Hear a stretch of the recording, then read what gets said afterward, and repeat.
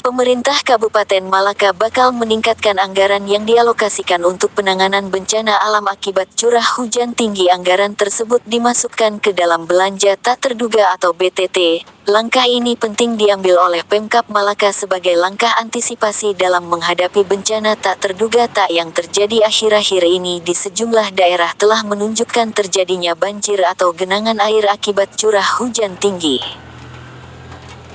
Kata Bupati Malaka Dr. Simon Nahak saat dijumpai media ini di kediamannya Weleaon Dasa Bakiruk Kecamatan Malaka Tengah Kabupaten Malaka Provinsi NTT Jumat tanggal 7 Juli tahun 2022.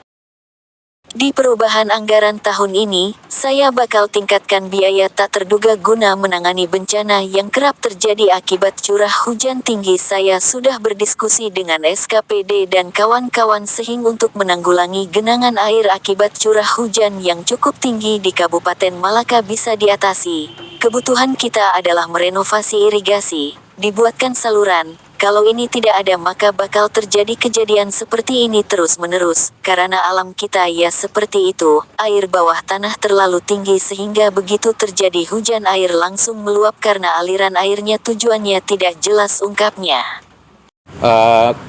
Memang salah satu adalah saya harus segera di perubahan ini mesti tingkatkan anggaran untuk di BTT, biaya tak terduga, sehingga salah satu solusi yang harus kita lakukan cepat itu adalah saya diskusi dengan kawan-kawan untuk menanggulangi genangan air ini. Sebetulnya kita butuh irigasi, kita butuh saluran, kita butuh pengairan.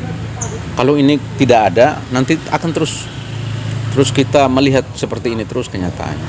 Karena alam kita ya seperti itu, air bawah tanah terlalu tinggi sehingga begitu ada hujan sedikit air langsung meluap. Alirannya kan tidak jelas. Ya mohon maaf saya tidak mengkritik siapapun, tapi kalau lihat dari konstruksi pembangunan jalan-jalan yang selama ini ada, coba ada dilihat sendiri. Kadang-kadang mereka bangun tanpa melihat aliran lari kemana, tapi mereka tutup saja. Sehingga waktu satu hari saya di 8 titik itu, saya lihat saya prihatin juga. Air bisa sampai di atas lutut, mengalir di atas aspal. Ini artinya kan mestinya kan kita mau membangun suatu harus desain betul. Sehingga kalau itu aliran air, ya mestinya kasih jalan atau minimal deker gitu. Sehingga kan bisa ini. Tapi kalau begini ya dia akan tergenang terus.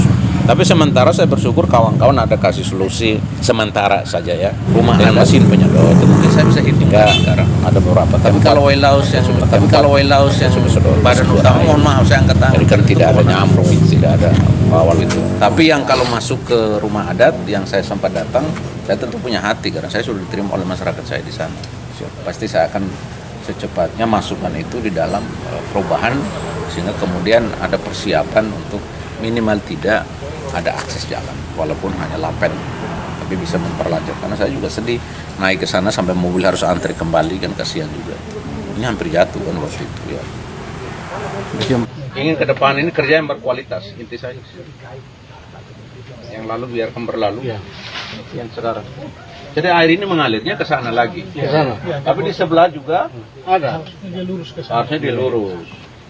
Dengan hari ini memikirkan untuk cari anakan bambu, bagikan masyarakat tanam di sepanjang ini. Ya, ini pesan saya. Karena kalau kita hanya datang untuk pikir pasang tanggul, pikir normalisasi tanpa kita menanam pohon bambu, ini akan terus menjadi bencana buat kita. Jadi pesan, ya. Ini karena wilayah kajian kami terus kelemahan.